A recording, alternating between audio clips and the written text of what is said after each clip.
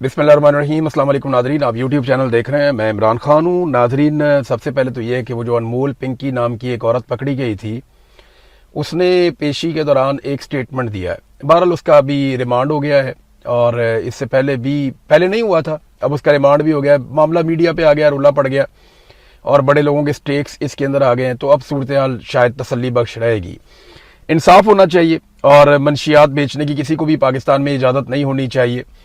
पूरी नस्ल तबाह हो जाती है। ड्रग्स के कारोबार में पैसा तो बहुत है, ये लोग बहुत पैसा कमाते हैं, बहुत पैसा बनाते हैं, लेकिन लोगों की ज़िंदगियां तबाह कर देते हैं। मैं ज़ाती तौर पे ऐसे लोगों को जानता हूं जिनकी नशे ने ज़िंदगी तबाह की, बर्बाद की। उनकी फैमिलियां रुल गई, उनके लोग परेशान हो गए, उनके बच्चे रुल जाते हैं, ख़ानदान पूरे के पूरे बिखर जाते हैं। तो नशा बहुत बुरी चीज़ है, इसमें आदमी को कोई होश नहीं रहती। लिहाजा ऐसे लोगों के साथ सख्ती से निपटना चाहिए। पूरा नेटवर्क ये भी पकड़ना चाहिए और बेशुमार नेटवर्क हैं, बेशुमार हैं, सबको पकड़ना चाहिए।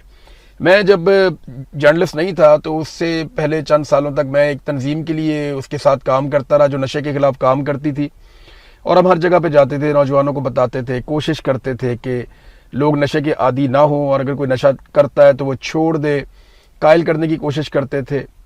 लेकिन मैं क्योंकि ज़ाती तौर पर जानता हूँ कि ये कितनी बुरी चीज़ है, मैंने अपने करीबी दोस्तों को तबाह होते हुए देखा, कुछ इलाके में लोगों को तबाह होते हुए देखा कि अच्छा भला आदमी था, अचानक नशे पे लगा, घर बार सारा कुछ तबाह कर लिया, फैमिली तबाह कर ली।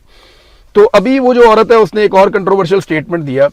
उसने जब उसको लेकर आए अदालत में तो उसने वहाँ पे उसके सर के ऊपर कपड़ा डाला हुआ था। पहले तो बड़े प्रोटोकॉल के साथ आ रही थी, आपने देखा विजुअल कैसे दंदनाती हुई फिर रही थी वहाँ पे। जनाब कैमरामैन वीडियो बना रहे थे, चौड़ी होके जा रही थी, जनाब बदमाशी है, कमाल है। तो पहले तो वो उस तरह जा रही थी जो नॉर्मल रूटीन होती है इन लोगों की, लेकिन आज जो है वो सर पे कपड़ा वपड़ा डाला हुआ था और औरतों ने भी पकड़ा हुआ था, घेरा हुआ था और ज़बरदस्ती खींच के ले जा रही थी। तो वहाँ उसने एक जुमला बोला और एक बात की। तो अनमोल पिंकी ने बताया कि मुझ पर दबाव डाला जा रहा है कि बनी गाला के एक बंदे को मैं मंशियात सप्लाई करती थी, ये मुझे कहा जा रहा है कि मैं ये स्टेटमेंट दूं या मुझे कहा जा रहा है कि मैं ये बात करूं। तो उसने जब ये कहा कि मेरे ऊपर दबाव डाला जा रहा है तो फौरी तौर पे ना पुलिस वालों ने उसके सर के ऊपर कपड़ा डाला, उसे खींच के अंदर की तरफ लेकर गए और कोशिश की कि वो मीडिया के साथ बात ना कर सके। लेकिन उसने वहाँ पे अदालत में ये स्टेटमेंट दिया, उसने कहा जी मुझ पर दबाव डाला जा रहा है, मुझे तशद्दुद किया जा रहा है, मुझे धमकियाँ दी जा रही हैं कि तेरे घर वालों को उठा लेंगे और मुझे तो लाहौर से जो है वो मेरा ताल्लुक है, मेरे पास यहाँ केसेस बनाए जा रहे हैं। वो बातें करती रही वो। तो उसने कहा जी बनी गाला के एक शख्स को मैं मंशियात सप्लाई करती थी, मुझ पर दबाव डाला जा रहा है कि मैं ये स्टेटमेंट दूँ। तो फौरी तौर पे पाकिस्तान तहरीके इंसाफ के लोग जो हैं वो मैदान में आ गए। उन्होंने कहा जी ये क्या बकवास है, इमरान खान पे इतने केसेस आपने पहले डाल दिए, आप ये भी करके देख लें। देखें, मैंने आपको पिछले वीलॉग में एक बात बताई थी, मुझे आइडिया नहीं था कि इतनी जल्दी उस बात की तस्दीक हो जाएगी। आप मेरा पिछला वीलॉग निकालें, उसमें मैंने आपको बताया था कि आप पारा इस्लामाबाद में जो ISI का हेडक्वार्टर है वहाँ पे सहाफ़ियों को बुलाया गया था और ज़्यादातर उन सहाफ़ियों को बुलाया गया था जिनकी बातों को ज़्यादा पसंद नहीं करती मिलिट्री एस्टेब्लिशमेंट।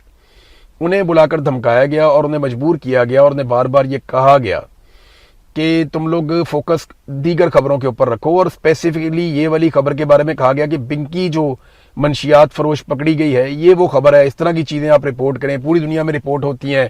तो वो देखें मुआशरे के लिए कितने ये हैं, तो वो इस किस्म की कहानियाँ जो है वो सुना गए। तो उन्हें कहा गया लोगों को कि आपने ये रिपोर्ट करना है, मीडिया को कहा गया।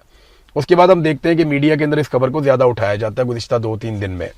कुछ हमारे एंकर्स हैं वो पूरा प्रोग्राम इसके ऊपर कर देते हैं, हालांकि इससे बहुत बड़ी बड़ी खबरें हैं पाकिस्तान में। तीरा में जो दहशतगर्दी का इंसिडेंट हुआ या खैबर पख्तूनख्वा में जो लगातार दहशतगर्दी के वाक़यात हो रहे हैं, पिछले एक हफ्ते के अंदर दर्जनों लोग शहीद हो गए पाकिस्तान में दहशतगर्दी में, उसके ऊपर मीडिया प्रोग्राम नहीं करता। एक औरत पकड़ी गई है मंशियात फरोश, उसके ऊपर मीडिया प्रोग्राम करता है। इस्लामाबाद में एक लेडी जर्नलिस्ट थी, वो लेकर जा रही थी शराब अपनी गाड़ी की डिक्की में भर के और उन्हें पकड़ा पुलिस ने वहाँ पे, और वो लेडी जर्नलिस्ट ने पुलिस को धमकियाँ लगाना शुरू कर दी। तो वो पुलिस वाले उनको मना कर रहे थे, आप धमकियाँ ना लगाएं, आपके पास से ये शराब बरामद हुई है, आप बताएं आप ये क्यों लेकर जा रही हैं। तो उन्होंने जवाब देने की बजाय धमकियाँ लगाई और थोड़ी देर के बाद उन्होंने कोई ऑफिसर से बात की और कुछ खास किस्म के लोग पहुँच गए, नामालूम अफराद। उन्होंने आकर अपनी शनाख्त कराई पुलिस से, पुलिस ने माफ़ी मांगी, वो खातून जो है वो अपनी शराब लेकर वहाँ से निकल गई। यानी उन्होंने सबके कैमरे भी चेक किए, मोबाइल भी चेक किए कि किसी के पास कोई फुटेज तो नहीं बनी या कोई ऐसी चीज़ तो नहीं है। तो वो खातून सहाफ़ी वहाँ से वो शराब लेकर निकल गई। तो इसके ऊपर तो कोई प्रोग्राम नहीं हुआ, वो तो दंदनाती हुई आई, उसके पास शराब मौजूद थी जो एक नशा करने वाली चीज़ है। इसने भी बड़े घर बर्बाद किए हैं। لیکن وہ کسی نے نہیں پوچھا. تو یہ ایک پنکی منشیات فروش قابو آ گئی ہے, نشان عبرت اس کو بننا چاہیے. لیکن میں نے آپ کو پچھلے ویلاگ میں کہا تھا کہ اب یہ ڈائیورژنز لگا رہے ہیں, توجہ ہٹانے کی کوشش کر رہے ہیں کہ میڈیا دہشت گردی پہ بات نہ کرے, جو پاکستان میں بہت بڑھ گئی ہے. یو اے ای نے جو پاکستان کے ساتھ کیا, ایک خارجی محاذ پہ ہمیں بہت بڑی ناکامی ہے, اس پہ میڈیا بات نہ کرے, اس پہ بہت دباؤ ڈالا گیا میڈیا پہ. پھر جو اسلام آباد میں زمینیں خالی کروا رہے ہیں, غریبوں کے گھر توڑ رہے ہیں, وہاں پہ صحافیوں پہ دباؤ ڈالا گیا کہ یہ کہاں سے آ گئے ہیں لوگ بھائی, انہوں نے قبضہ کیا ہوا ہے اسلام آباد پہ, دارالحکومت ایسے ہوتا ہے, ہم دارالحکومت کو یہ بنائیں گے وہ بنائیں گے, یہاں پہ بہت بڑے بڑے پروجیکٹ بنیں گے, لہٰذا ہم یہ ساری زمین خالی کروائیں گے. تو اس کے اوپر بالکل کسی کو ضرورت نہیں ہے بات کرنے کی. بھئی آپ نے زمین خالی کروانی ہے کروائیں, لیکن ان کو متبادل زمین دیں یا ان کو جگہ دیں یا فلیٹ بنا کے ان کو آپ دیں.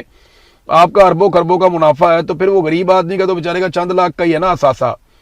تو اس کو آپ اگر تھوڑا سا اس میں 10% یا 5% کا منافع اگر آپ اس کو دے دیں گے غریبوں کو, تو وہ بھی بیچارے کہیں جا کر بس جائیں گے. لیکن نہیں, یہاں پہ ساری چیزیں جو ہے زور زبردستی کے ساتھ ہوتی ہیں. تو کل میں نے آپ کو خبر دی تھی کہ پنکی, اس کے بارے میں یہ کہا گیا کہ آپ یہ کریں, اور پھر آج اس کے اندر سے ایک نیا ٹوسٹ آتا ہے. مجھے نا اس میں ایسا لگتا ہے کہ یہ سٹیٹمنٹ پنکی نے جان بوجھ کر دیا ہے. اور یہ سٹیٹمنٹ, اچھا یہ مجھے لگتا ہے, کیونکہ دیکھیں میں نے کرائم رپورٹنگ کی ہے بہت لمبا عرصہ, میں بڑی اچھی طرح جانتا ہوں, بہت اچھی طرح جانتا ہوں یہ سٹیٹمنٹ کیسے ہوا ہے. میں پولیس والوں کی باڈی لینگویج بھی دیکھ رہا تھا, یہ خاتون کو بھی دیکھ رہا تھا, کیمروں کے سامنے آ کر اچانک یہ واردات ڈالی گئی اور لے کے نکل گئے. اس کو سمجھیں آپ ذرا تھوڑا سا.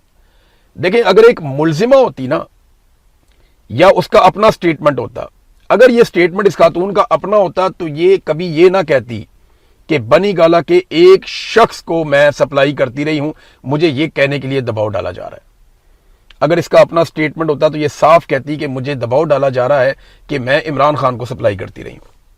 یہ ذرا غور کیجئے گا تھوڑی سی بات.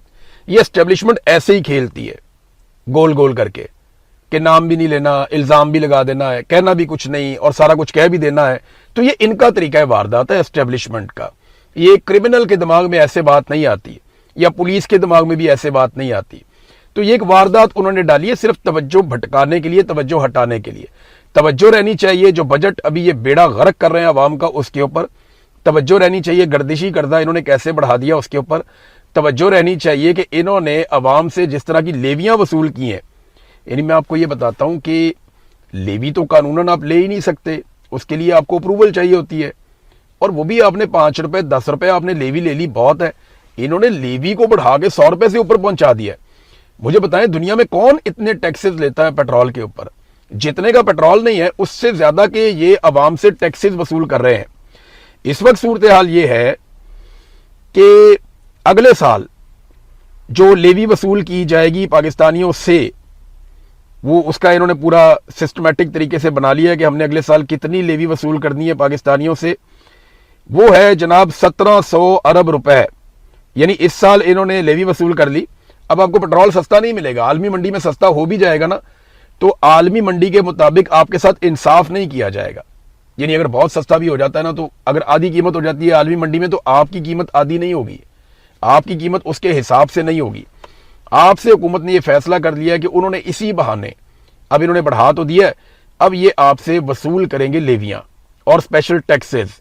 اور پیٹرول کے اوپر جو ٹیکسز ہیں یا لیوی ہے, اس کے بعد میں 1700 ارب کا انہوں نے تخمینہ لگا لیا کہ اگلے سال انہوں نے اکٹھا کرنا ہے.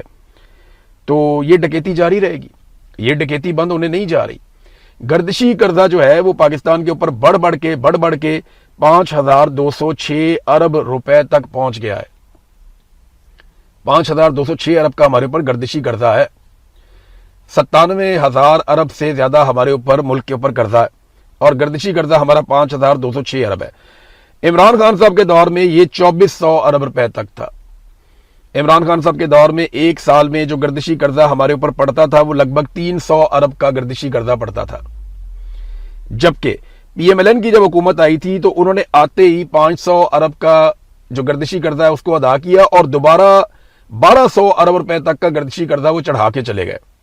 عمران خان صاحب کے دور میں ہر سال 300 ارب روپے کا گردشی قرضہ چڑھا, اور ابھی جو یہ شہباز شریف کا اور عاصم منیر صاحب کا دور چل رہا ہے, اس میں ہر سال پاکستانیوں کو 700 ارب روپے کا گردشی قرضہ تقریباً چڑھ رہا ہے.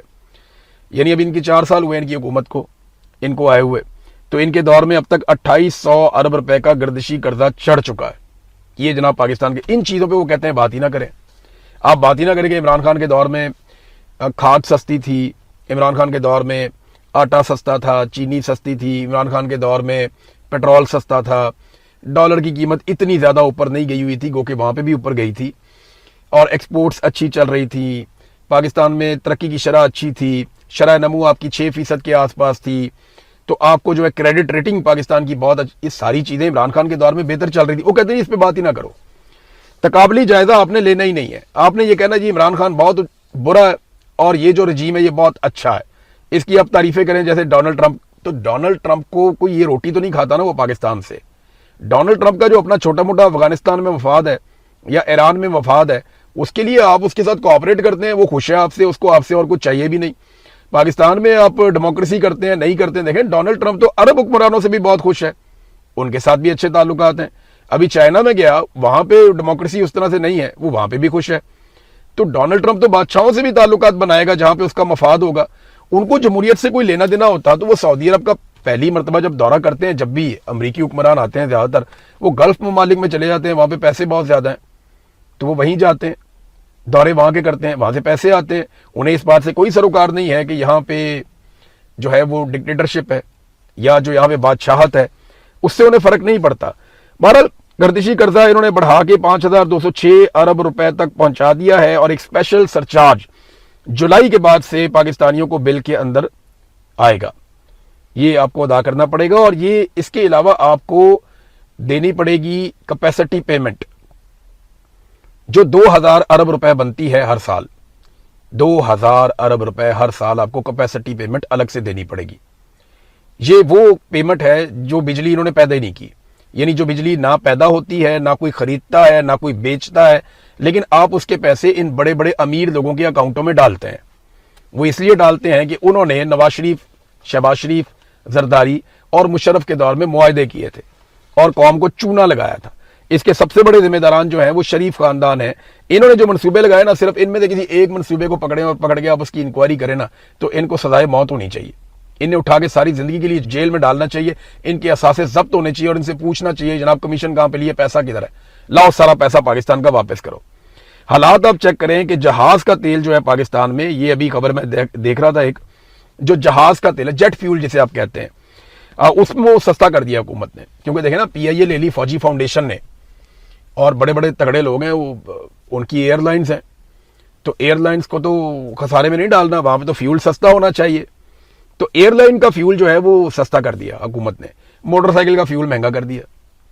یعنی پاکستان میں ایک عام موٹر سائیکل والا جو ہے وہ جو تیل خریدتا ہے وہ خریدتا ہے 410 روپے کا لگ بھگ 1 لیٹر, جبکہ اگر پاکستان میں آپ کے پاس جہاز ہے تو آپ کو پیٹرول ملے گا 320 روپے 32 پیسے فی لیٹر. آپ کو اگر موٹر سائیکل کے آپ مالک ہیں, CD70 ہے آپ کے پاس یا کوئی پرانا سا موٹر سائیکل ہے, تو آپ 410 روپے کا پیٹرول لیں گے 1 لیٹر, جو آگے مہنگا بھی ہو جائے گا. جبکہ آپ کے پاس اگر جہاز ہے پاکستان میں یا آپ ایئر لائن چلاتے ہیں, تو آپ کو وہی پیٹرول یا اس سے بہت اعلیٰ کوالٹی کا جیٹ فیول آپ کو 320 روپے 32 پیسے فی لیٹر میں ملے گا. یہ صورتحال ہے. ایک خبر بڑی عجیب و غریب آئی ہے, BBC پہ چلی ہے, تو میں آپ کو اس کا بیک گراؤنڈ بتا دیتا ہوں, کیونکہ میں اس کو ذاتی طور پہ جانتا ہوں پہلے بھی. محسن نقوی صاحب کو ایک دعوت نامہ آ گیا بھارت سے کہ جناب آپ بھارت میں آ جائیں IPL کا فائنل دیکھنے کے لیے. یہ دعوت نامہ کیوں آیا میں آپ کو بتا دیتا ہوں. یہ بیک ڈور چینل ڈپلومیسی چل رہی ہے پاکستان کی ملٹری اسٹیبلشمنٹ کی, بھارت کی ملٹری اور ان کی حکومت کے ساتھ. یہ جب عمران خان صاحب بڑے سخت بیانات دیتے تھے نا جن دنوں میں, اور وہ نریندر مودی کو فاشسٹ کہتے تھے, جب RSS کے نظریے کو وہ جا کے جوڑتے تھے عمران خان صاحب نازیوں کے نظریے کے ساتھ, جو ہٹلر کے ٹائم کے ساتھ, تو اس وقت انڈیا کو بہت تکلیف ہوتی تھی.